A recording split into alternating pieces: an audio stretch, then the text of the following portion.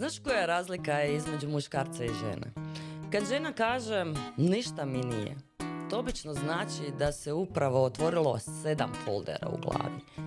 Jedan se zove zna on dobro, drugi neću ja prva, treći ne mogu vjerovati da još nije shvatio. A muškarac, on čuje ništa mi nije i pomisli super, sve je dobro i tu počinje zaplet. Jer žena često želi da on osjeti što se dogodilo, a muškarac želi upute za uporabu, po mogućnosti u 3 kratke rečenice. I onda ona čeka da on shvati. On čeka da ona kaže. I oboje stoji u istoj prostoriji kao da igraju društvenu igru čija pravila nitko nije pročitao.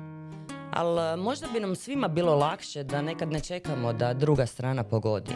Jer ljubav nije kviz. Nije test strpljenja i nije natjecanje tko će duže šutjeti. Nekad je dovoljno reći nije ništa strašno, samo želim da razgovaramo. I vjeruj mi, puno bi se ljubavi spasilo kad bismo manje pogađali, a više razgovarali.